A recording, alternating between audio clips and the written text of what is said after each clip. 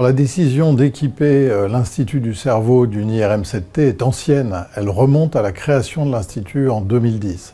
C'était prévu dès le départ parce que c'est un outil très important pour la recherche sur le cerveau.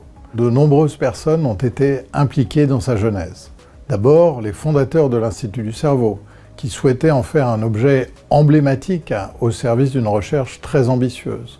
Ensuite, plus récemment, de grands mécènes qui ont permis l'acquisition de cet équipement dont vous savez qu'il coûte extrêmement cher. Et puis enfin, la région Île-de-France, dans le cadre de France 2030 et d'un appel à projet Sésame filière que nous avons réussi à obtenir. L'IRM7 Tesla est plus précise que l'IRM classique qu'on utilise à l'hôpital, qui sont de 1,5 ou de 3 Tesla.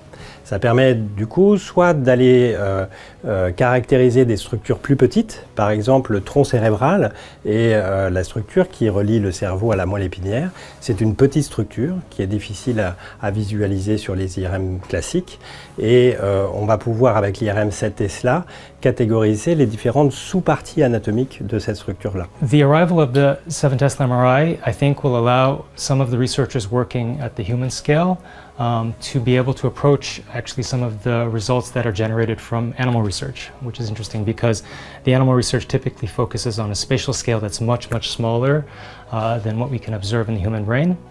And it generates hypotheses about how different circuits of the brain function, but with which we can't examine directly in the human brain. Je ne vois pas de pathologie qui ne pourrait pas bénéficier de la résolution offerte par ce nouvel équipement. Par exemple, dans l'épilepsie, où on peut avoir des toutes petites lésions qu'on a du mal à détecter avec une IRM 3T, on pourrait imaginer les identifier des foyers épileptiques qui serait possible d'adresser ensuite chirurgicalement. Là, c'est très simple.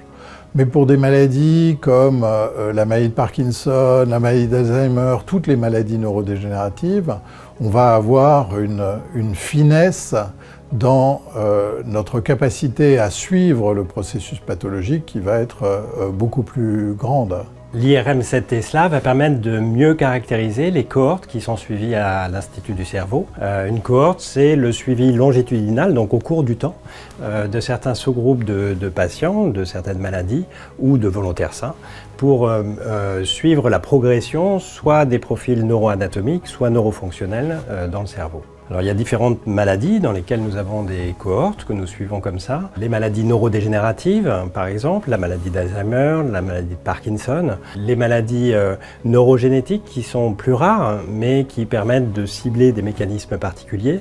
Et notamment, dans ces maladies-là, l'avantage, c'est qu'on peut avoir à suivre des sujets qui ne sont pas encore malades, mais qui sont porteurs d'un gène, donc qui sont à risque de développer une maladie. Et donc de pouvoir avoir accès au tout début, aux prémices du phénomène physiopathologique qui va conduire ensuite à la maladie elle-même. So one of the advantages of increased signal-to-noise ratio would be in functional neuroimaging, for example, where we're measuring blood flow.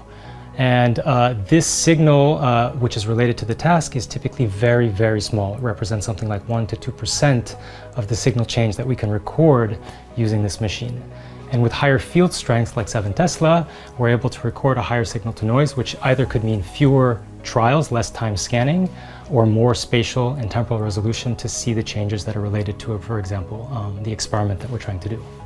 I'm sure that all of the teams in the cognitive domain are extremely excited to be able to apply this technology to answering the questions that they've been waiting to answer all of this time. So we're definitely very excited to have this machine. Alors bien sûr, on va un peu vers l'inconnu parce que il y a déjà des IRM7T, donc on voit leur potentiel. Mais je crois qu'elles n'ont pas encore été appliquées à des questions en particulier médicales que nous nous posons ici.